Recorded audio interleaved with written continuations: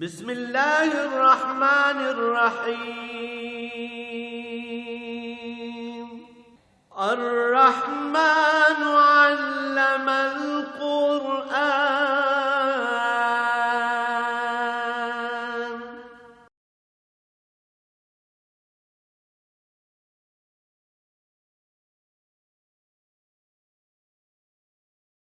الحمد للہ رب العالمین والصلاة والسلام علی حبیبہ محمد وآلہ وصحبہ اجمعین.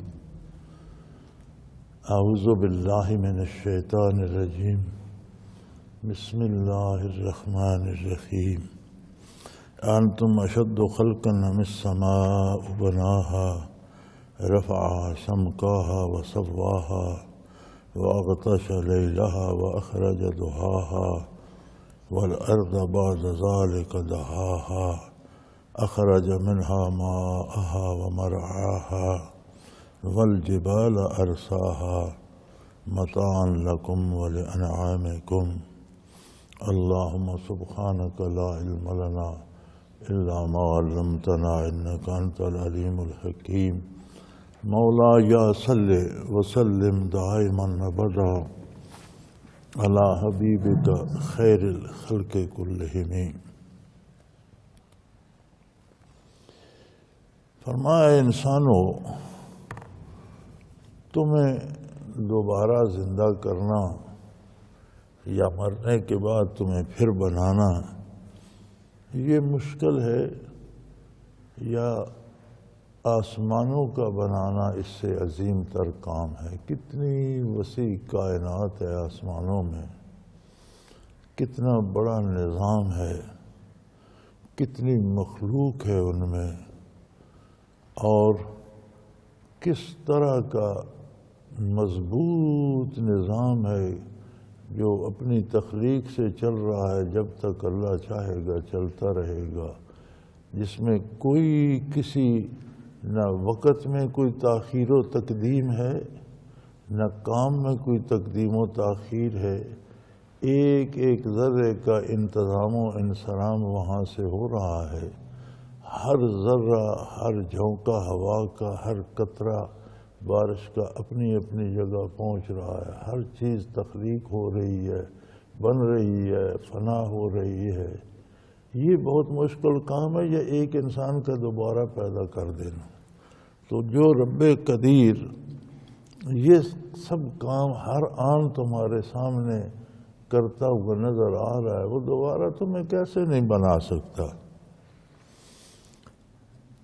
ذرا خیال کرو.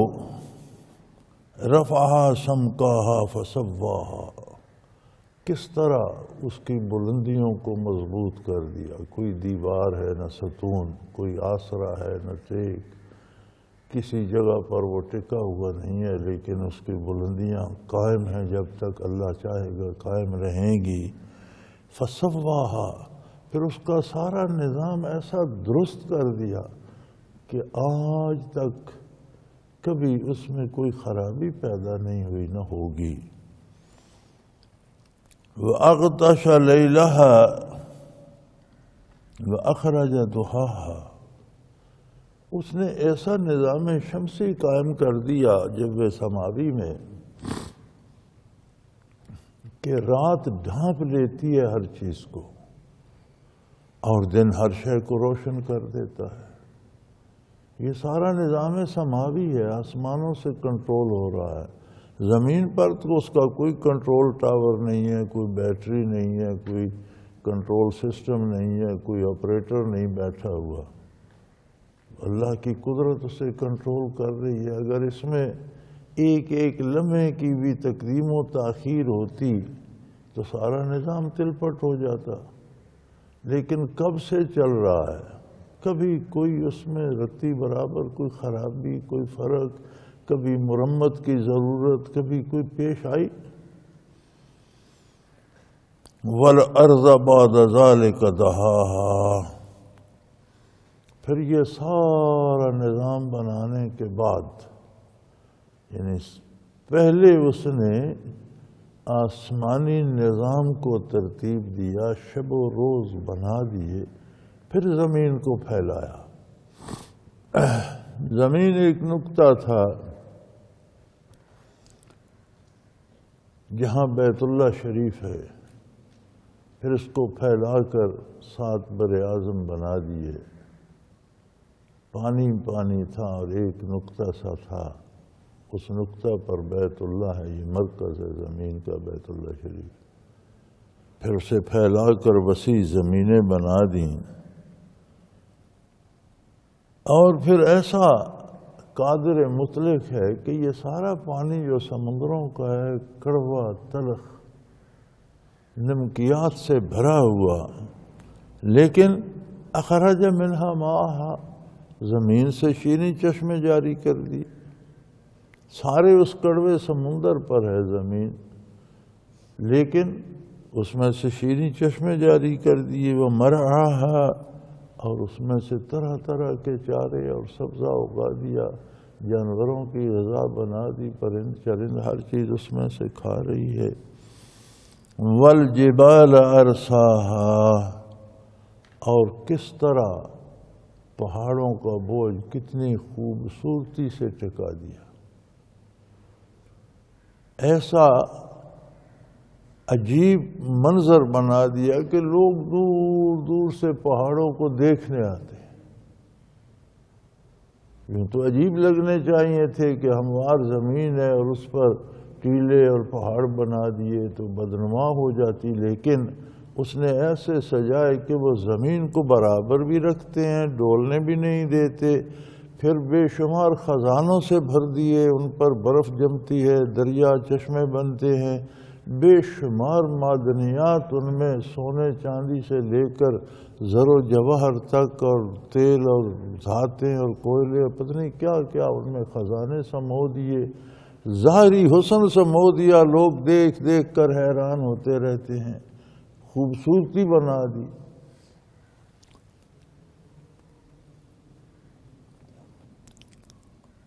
متاعا لکم ولانعامکم، یہ ساری سجاوٹ تمہارے لیے زندگی کا سبب بھی بن گئی، اسباب حیات بھی بن گئی، تمہارے لیے بھی، تمہارے جانوروں کے لیے بھی، پانی کا، چشموں کا، آبادی کا، چارے کا، پھلوں کا، غذا کا، روزی کا سبب بھی بن گئی، معدنیات، بے شمار خزانے، بے شمار دوائیں، بے شمار جڑی بوٹیاں۔ تو یہ سارا کچھ کرنے والا رب قدیر کیا تمہیں دوبارہ نہیں بنا سکتا؟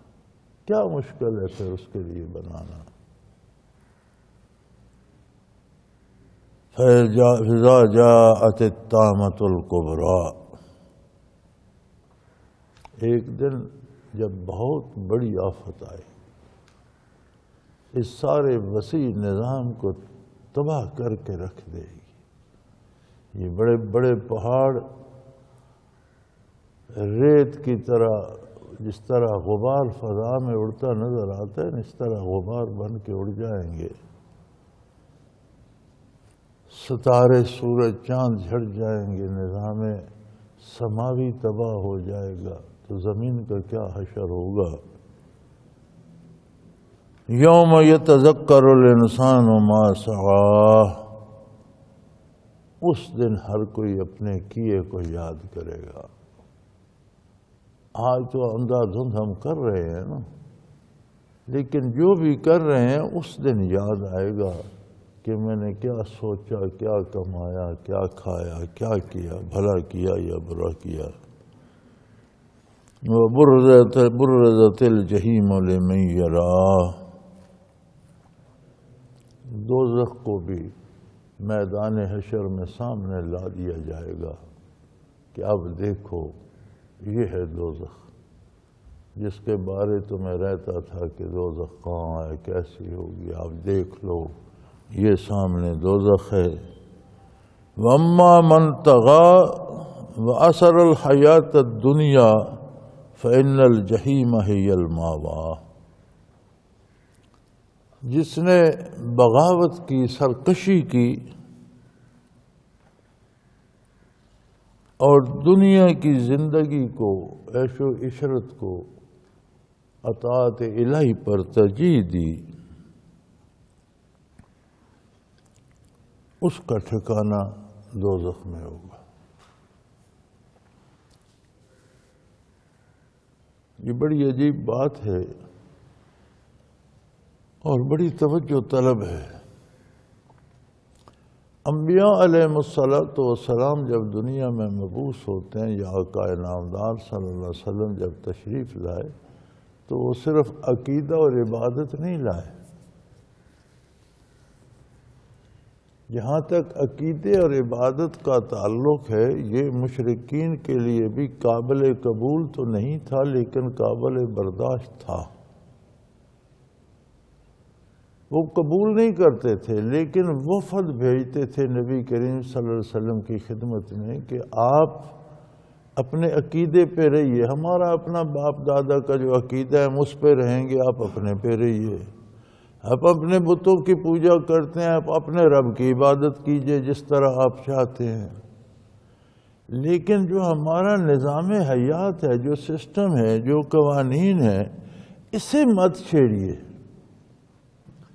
مکہ مکرمہ ایک ایسا مرکز تھا کہ جہاں دنیا میں پائے جانے والے تقریباً سارے ہی مذاہب موجود تھے، اس لیے کہ یہ لوگ بہت بڑے تاجر تھے اور دور دراز ممالک تک، یعنی مکہ سے چین تک اور مغربی ممالک تک تو تجارت ثابت ہے، لوگ آتے جاتے تھے۔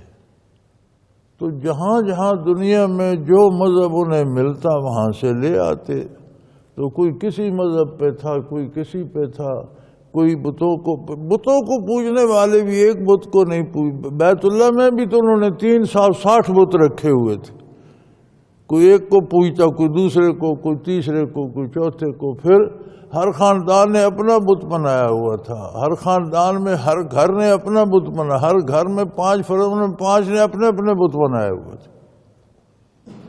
کوئی فرشتوں کی پوجا کرتے تھے، کوئی سورج کی پوجا کرتے تھے، کوئی آگ کی پوجا کرنے والے تھے، کوئی جنوں کے پجاری تھے، کوئی جوتشیوں نجومیوں کی پوجا کرتے تھے، کوئی شیطان کو پوجتے تھے۔ تو مختلف مذاہب، کوئی یہودی تھے، کوئی عیسائی تھے، اہل کتاب بھی تھے۔ ان سب کا جو نظام حیات تھا، معاشرے کا جو نظام تھا، لین دین کا طریقہ، عدالتی نظام، جھگڑوں کا فیصلہ کرنا، معاشی نظام، سیاسی نظام، وہ ایک تھا۔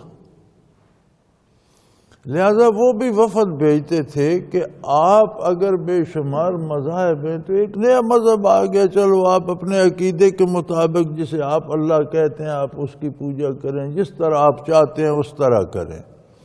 لیکن ہمارے معاشرے کا جو ایک نظام ہے، سارے مذاہب اس پہ متفق ہیں، آپ اس کو کیوں توڑنا چاہتے ہیں؟ کھانا پینے میں جو تمیز ہے حلال حرام کیوں ہمارے ساتھ رہیے، لین دین کاروبار جو ہے اس میں ہمارے ساتھ رہیے۔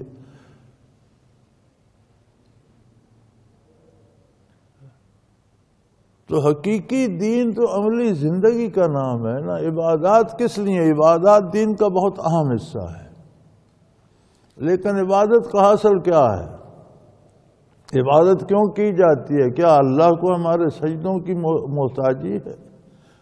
ہم نماز نہ پڑھیں تو اس کی عظمت کو فرق آ جائے گا؟ ہرگز نہیں۔ ہم محتاج ہیں۔ عبادت اس لیے ہے کہ ہمارا تعلق اللہ سے ایسا ہو جائے کہ ہم عملی زندگی میں اس کی اطاعت کی جرات کریں۔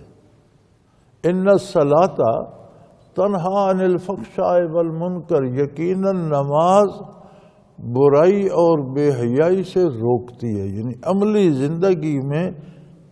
زندگی کو نظام اسلام میں ڈھالنا، یہ نماز کا حاصل ہے۔ اور اگر عملی زندگی ہماری غیر اسلامی ہے تو اس کا مطلب ہے ہماری نماز ہے ہی نہیں۔ اگر نماز ہوتی تو عملی زندگی میں تبدیلی آ جاتی۔ کوئی کمی ہے اس میں، کوئی خرابی ہے، وہ نماز نہیں ہے۔ یہ جو ہم نے آج اسلام اپنا رکھا ہے اور پاکستان بنا رکھا ہے نا کہ جی ہم عقیدہ بھی توحید پہ رکھیں گے، قرآن کی تلاوت بھی کریں گے، قرآن کے وظیفے بھی کریں گے، کوئی مر جائے گا تو اس کے لیے بھی قرآن پڑھیں گے، کوئی بیمار ہوگا تب بھی قرآن پڑھیں گے کہ قرآن پڑھنے سے یہ مر جائے۔ قرآن تو مرنے والے کو زندگی دینے کے لیے ہے، یہ تو کتاب حیات ہے۔ علامہ مرحوم نے کہا تھا نا کہ تم نے قرآن سمجھ لیا کہ یاسین آسام امیری، کہ تب قرآن پڑھو کہ سورہ یاسین پڑھو کہ بندہ آرام سے مر جائے۔ یہ زندگی کے لیے تھا، تم نے موت کا نسخہ بنا لیا، تو اس کی اللہ کو ضرورت نہیں ہے۔ جو نظام زندگی ہے اس سے اسلامائز کا، اس میں اسلام ہونا چاہیے۔ معاشی نظام اسلامی ہو، عدالتی نظام اسلامی ہو، نظام تعلیم اسلامی ہو، سیاسی نظام اسلامی ہو، حکومت کے معاملات اور رعیت اور حکومت کے معاملات اسلامی ہوں۔ ہمارے ایک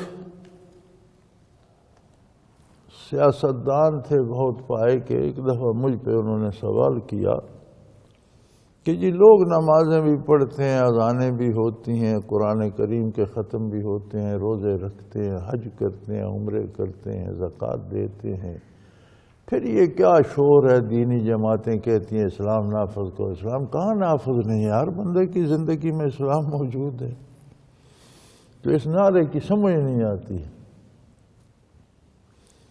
میں نے کہا سر بات یہ ہے کہ ذاتی زندگی میں تو لوگوں نے اسلام کا دامن تھام رکھا ہے جتنا ان سے ہو سکتا ہے۔ جو تعلق اس ادارے کا جسے حکومت یا حکمرانی کہتے ہیں اس کا اور عام آدمی کا ہے، وہ غیر اسلامی ہے، وہ غیر شرعی ہے۔ اسے اسلامی کر لو، اسلام نافذ ہوگا۔ عام آدمی کا جو تعلق حکومت اور حکمران اداروں سے ہے وہ غیر اسلامی ہے۔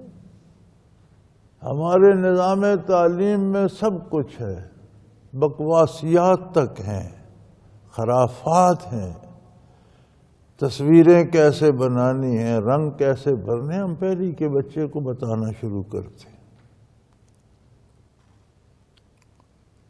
ڈرائنگ کیسے، الجبرا کیا ہے، جیومیٹری کیا ہے، اب سب بچوں کو الجبرا جیومیٹری کی کیا ضرورت ہے، سب کچھ پڑھاتے ہیں۔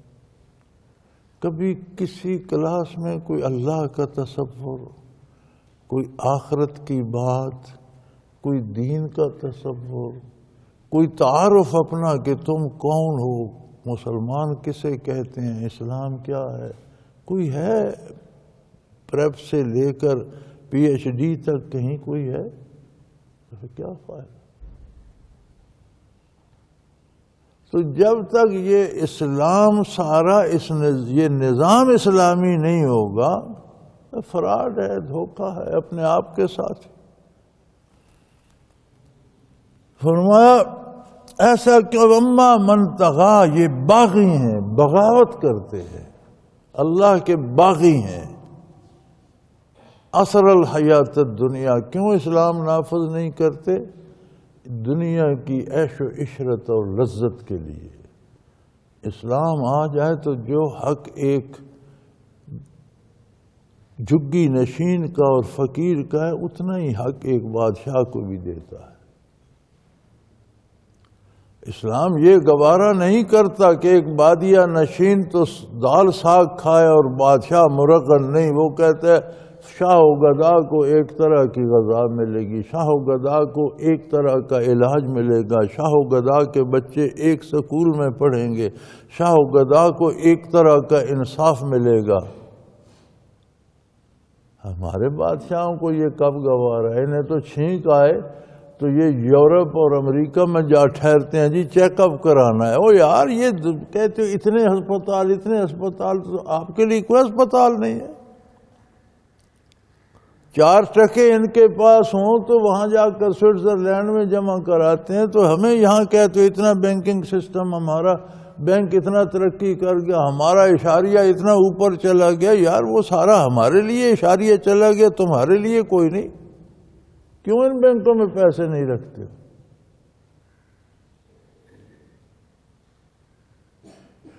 ہمیں حرام حلال بتاتے ہو، خود نظام سود کا رائج کر رکھا ہے، ساری دنیا کو سود کھلا رہے۔ جو قوم حرام کھا کر پلے گی، حرام پر کون سا جہاد ہوگا اور اس میں کون سی غیرت ہوگی؟ اور وہ کیسے نہیں بہنوں کو نچا کر بھائی تالیاں بجائیں گے، بیٹیاں ناچیں گی، باپ تالیاں بجائیں گی؟ حرام کھا رہے، حرام کھانے والے یہی کریں گے۔ بیٹیاں گانے گا رہی ہیں، نیم بہرنا ڈانس کر رہی ہیں، باپ بیٹھے تالیاں بجا رہے ہیں، بھائی بیٹھے طبلے بجا رہے ہیں۔ کیوں؟ حرام کھاتے ہیں نا۔ جو حرام کھائے گا ویسا ہی کرے گا۔ حرام کھانے والا بے حیا ہوتا ہے، تو ایسا کیوں کرتے ہیں؟ فرمایا اثر الحیات الدنیا، دنیا کی عیاشیوں کے لیے، آخرت کو بھول گئے ہیں، دنیا کی عیش و عشرت میں پڑ گئے ہیں۔ کیوں نظام تعلیم کی طرف توجہ نہیں دیتے؟ ہم نے پاکستان بنتے اور پاکستان سے پہلے کا زمانہ بھی دیکھا، ہم نے ان سکولوں میں پڑھا جو پاکستان سے پہلے غیر ملکیوں کی حکومت میں تھے۔ ہمارے زمانے میں پرائیویٹ سکول کو تو چھوڑ دو، ٹیوشن کا رواج نہیں تھا، کوئی ٹیوشن پڑھانے کا تصور نہیں تھا۔ ہم سکول سے آتے تھے، استاد جو کام دیتے تھے گھر بیٹھ کر 3 4 لڑکے اکٹھے ہو کر خود کرتے تھے، یا کسی باپ چاچا یا پڑھی لکھی ماں دادی سے پوچھتے تھے یہ کیا ہے۔ کوئی ٹیوشن کا تصور نہیں ہوتا تھا، یہی سکول پڑھاتے تھے۔ اور جو میٹرک کر جاتا تھا وہ پڑھا لکھا سمجھا جاتا تھا، اور پڑھا لکھا ہوتا تھا۔ آپ کا آج کا ایم اے وہ چٹھی لکھ پڑھ نہیں سکتا جو اس دور کا میٹرک اور مڈل لکھ پڑھ لیتا تھا۔ آج گورنمنٹ سکول ایک ہے، 50-60 پرائیویٹ سکول ہیں۔ بھئی گورنمنٹ سکول مفت پڑھاتا ہے، وہاں کیوں نہیں جاتے؟ وہاں پڑھاتا کوئی نہیں۔ کیوں پرائیویٹ سکول بن گئے؟ گورنمنٹ سکولوں میں پڑھاتا کوئی نہیں۔ اس وقت پرائیویٹ سکول تھے ہی نہیں، گورنمنٹ سکولوں میں پڑھائی تھی۔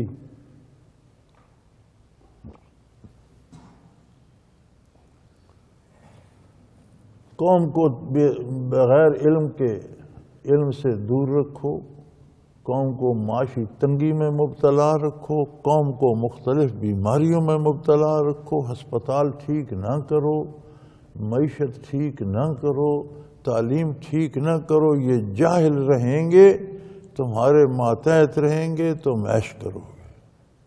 یہ پڑھ لکھ جائیں گے، انہیں حقوق کا تصور آئے گا، ان کی صحت ٹھیک ہوگی، یہ تمہارے مقابلے میں آ جائیں گے۔ تو یہ اتفاق نہیں ہوتا، یہ سب جان بوجھ کر عمدن حکومتیں کرتی ہیں۔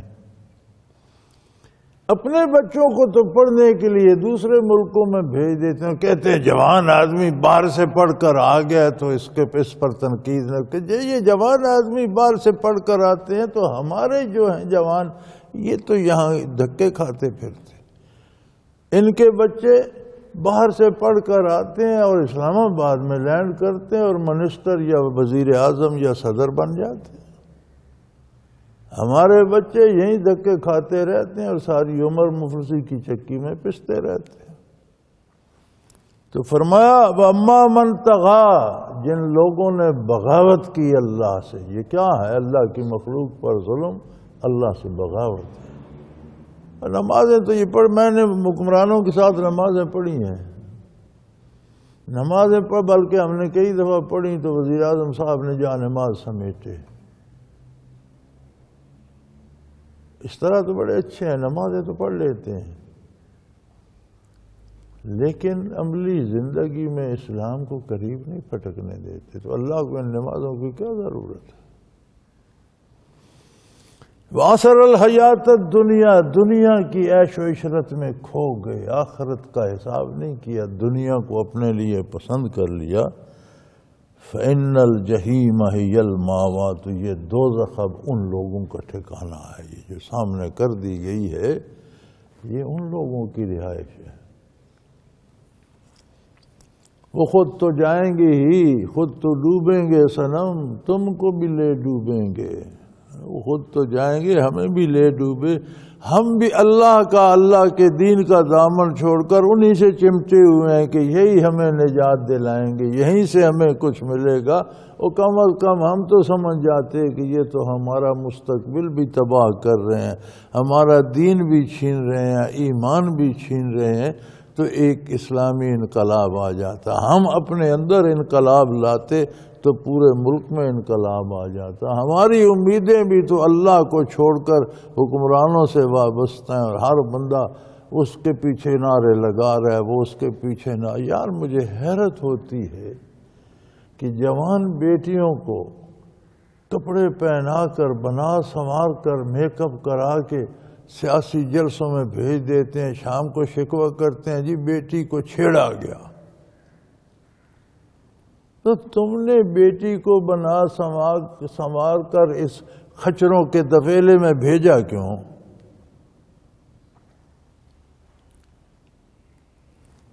اس میں غیرت نہیں آئی، شرم نہیں آئی؟ ہو اما من طغا، جنہوں نے بغاوت کی، وَعَصَرَ الْحَيَاةَ الدُّنْيَا، اور دنیا کی زندگی کو چن لیا۔ حکمران عیش کر رہے ہیں، انہوں نے اس لیے چن لیا۔ ہم جو محکوم ہیں، ہم عیش کی توقع پہ ان کے پیچھے لگے ہوئے ہیں، ہم عیش کر نہیں رہے، دھکے کھا رہے ہیں، لیکن اللہ اور اللہ کے رسول کی بات نہیں مانتے حکمرانوں کی ہیں کہ ہمیں بھی کچھ مل جائے گا، کوئی بچا کھچا جو ٹکڑا گرے گا ہم بھی کھا لیں گے۔ فرمایا ایسے لوگوں کو آج جہنم میں جھونکا جائے گا۔ فإن الجحیم ہی، ان کا نتیجہ، ان کا ما حاصل، اس سارے کردار کا حاصل آج دوزخ کا داخلہ ہے۔ وَأَمَّا مَنْ خَافَ مَقَامَ رَبِّهِ، اور جو اس دن سے ڈرا کہ جس نے پیدا کیا، پالا، نعمتیں دیں، وہ حساب بھی لے گا۔ جسے اس دن کا خوف رہا اور اس نے اپنا کردار درست کیا کہ اللہ کے روبرو جانا ہے، وہ چلو میری اطاعت اس قابل نہ صحیح کہ اس کی بارگاہ میں پیش کروں، تو کم از کم اس کی نافرمانی تو نہ کروں۔ خاف مقام ربی، اللہ کے روبرو پیش ہونے سے خائف رہا، ڈرا۔ وَنَهَى النَّفْسَ عَنِ الْهَوَىٰ، اور اس نے اپنی جان، اپنے آپ کو لالچ سے روکا، دنیاوی لالچ، عیش و عشرت کا، خواہشات نفس کا، دولت کا، شراب خوری کا، اقتدار کا، ان خواہشات سے خود کو روکا، اطاعت الہی کے دائرے میں رہا۔ فَإِنَّ الْجَنَّةَ هِيَ الْمَأْوَىٰ، اس کا انجام آج جنت نصیب ہوگی، اس کے نتیجے میں اسے جنت نصیب ہوگی۔ یسألونک عن الساعۃ ایان مرساہا، اے میرے حبیب آپ سے پوچھتے ہیں اچھا یہ قیامت اگر آئی تو کب آئے؟ بھئی اس سوال کا قیامت کے آنے نہ آنے سے کیا تعلق؟ کب آئے گی اس سے تمہارا کیا تعلق؟ ابھی آ جائے، ہزاروں سال بعد ہے، اس سے تمہارا کیا تعلق؟ تمہارا تعلق تو اپنے کردار سے ہے، تم اس کے لیے تیار ہو۔ یا نبی کریم صلی اللہ علیہ وسلم کے اس بات سے کیا تعلق کہ کب؟ یہ معاملہ تو اللہ کا ہے کہ کب آئے گی، کیسے آئے گی، یہ تو لانے والا جانے اور اس کا کام جانے۔ آپ صلی اللہ علیہ وسلم کا منصب عالی تو یہ ہے کہ وہ بر وقت اطلاع کر دیں کہ بھائی قیامت بھی آ رہی، اس کی یہ تیاری ہے، یہ کام کرو۔ ان کاموں سے رک جاؤ، یہ آپ کا منصب جلیلہ ہے۔ تو یہ کہتے ہیں اچھا جی آپ بتائیں قیامت کب آئے گی؟ فیما انت من ذکرہا، آپ کا اس بات سے کیا تعلق، آپ کو اس سے کیا بھلا، آپ کا اس میں کیا مطلب؟ جس نے قیامت قائم کرنی ہے وہ جانے اور قیامت جانے، آپ قیامت لانے والے نہیں، قیامت کی خبر دینے والے۔ آپ نے سارے حالات بتا دیے، قیامت کیسے آئے گی، قیامت میں کیا کیا ہوگا، حساب کتاب کیسے ہوگا، بندے کیسے جمع ہوں گے، کس عمل کا نتیجہ کیا ہوگا، بات ختم ہوگی۔ اب کب آئے گی وہ جو لائے گا وہ جانے، اس کا کام جانے۔ اِلیٰ رَبِّکَ مُنتَہاہا، اس کا انجام تو آپ کے پروردگار کے دست قدرت میں ہے۔ جس نے دنیا بنائی ہے اس کی کتنی مدت رکھی ہے، وہ کب ختم ہوگی۔ جس نے دن بنایا ہے وہ جانتا ہے کہ کب شام ہوگی، جس نے رات بنائی ہے وہ جانتا ہے کہ کب صبح ہوگی، جس نے یہ پیدا کیا ہے وہ جانتا ہے کہ اس کی موت کب ہوگی۔ تمہیں جب اپنی موت کا علم نہیں، تم جہان کے خاتمے کی خبر پوچھتے ہو یہ کب ختم ہوگا، تمہیں تو اپنا پتہ نہیں، تمہیں اپنے باپ کا پتہ نہیں، اپنے بھائی کا، اپنی ماں کا، اپنی اولاد کا پتہ نہیں کب پیدا ہوا کب مر جائے گا۔ تمہیں اس بات سے کیا غرض قیامت کب ہوگی؟ بھائی یہ تمہارا مسئلہ نہیں ہے، جو لانے والا ہے وہ جانے، اور اس کا کام قیامت کی تیاری کیسے کرنی ہے اور اس میں کیا کیا ہوگا یہ سارا نبی کریم صلی اللہ علیہ وسلم نے بتا دیا۔ انما انت منذر من یخشاہا، آپ کا منصب جلیلہ یہ ہے کہ اس کے آنے سے پہلے اس کے حالات سے لوگوں کو بڑی وضاحت سے اطلاع کر دیں، جس کا جی چاہے وہ اس سے اپنا بچاؤ کر لے۔ یہ آپ کا منصب جلیلہ ہے کہ آپ اپنا دامان رحمت پھیلا دیں، جو چاہے اس کے زیر سایہ آ جائے۔ اور یہ گھبرا رہے ہیں کب ہوگی، اتنا لمبی کب نہ کرو، یوم یرونہا، جب اسے آپ یہ لوگ دیکھیں گے، لم یلبسوا الا عشیۃ او ضحاہا، تو یہ ہزاروں سال جو گزر چکے ہوں گے برزخ میں، یہ بھی انہیں پل پہری لگیں گے، سمجھیں گے یار ابھی تو آنکھ لگی تھی، ابھی قیامت آ گئی۔ یوم یرونہا لم یلبسوا الا عشیۃ او ضحاہا، جب یہ دیکھیں گے تو یہ کہیں گے کوئی جھٹ پہری دنیا میں بھی کوئی جھٹ پہری رہے اور کوئی چند لمحے گزرے برزخ میں قیامت آ گئی۔ اس کا انداز آپ اس سے بھی لگا لیجئے، 30 35 40 50 60 70 80 سال جو عمر گزر جاتی ہے، آپ اندازہ کریں کہ آج کوئی ہم سے قرض لے اور کہے میں آپ کو 30 سال بعد دوں گا، 40 سال بعد دوں گا، تو بندے کا منہ حیرت سے کھل جاتا ہے۔ 40 سال بعد؟ کب 40 سال گزریں گے؟ نہیں بھائی یہ سودا بارے میں نہیں۔ لیکن عمر کے جو 40 50 گزر چکے ہیں، پیچھے دیکھو تو پتہ چلتا ہے یار کل تو ہم سکول میں تھے، آج بابے ہو گئے ہیں، یار تو پتہ ہی نہیں چلا۔ فرمایا قیامت کو جب اٹھو گے تو کہو گے یار کل کی بات، دنیا میں تھے پھر برزخ میں آئے، قیامت بھی آ گئی۔ فرمایا آج انہیں دور لگتی ہے، جب قیامت میں آئیں گے تو کہیں گے کوئی جھٹ پہری تھا یار، چند لمحے دنیا میں گزارے اور قبر میں کمر سیدھی نہیں کی تھی کہ قیامت آ گئی۔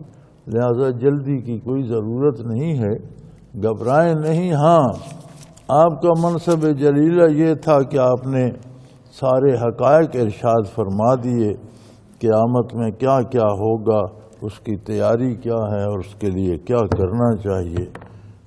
جس کے نصیب اچھے ہیں وہ اپنی تیاری کر لے گا۔ وآخر دعوانا ان الحمدللہ رب العالمین۔ اللہ اللہ اللہ اللہ اللہ اللہ اللہ اللہ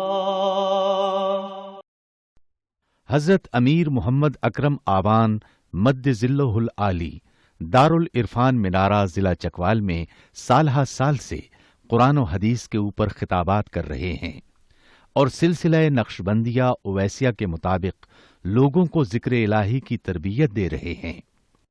وہ قرآن پاک کی تفسیر ترتیب وار بیان کر رہے ہیں۔ تفسیر قرآن کو وہ موجودہ ملکی اور بین الاقوامی حالات کے مطابق بیان کرتے ہیں۔ موٹر وے سے کلر کہار کے انٹرچینج سے نکلتے ہوئے کلر کہار کی جھیل سے ہوتے ہوئے میانی، بوچھال اور نور پور سے گزرتے ہوئے دارالعرفان منارہ پہنچ سکتے ہیں۔ حضرت امیر محمد اکرم آوان نے بچیوں اور بچوں کی دینی اور دنیاوی تعلیم کے لیے سقارہ اکیڈمی کے نام سے ایک درسگاہ بھی قائم کی ہے، جس کا افتتاح ملک پاکستان کے صدر جنرل محمد ضیاء الحق نے اپنے دست مبارک سے کیا تھا۔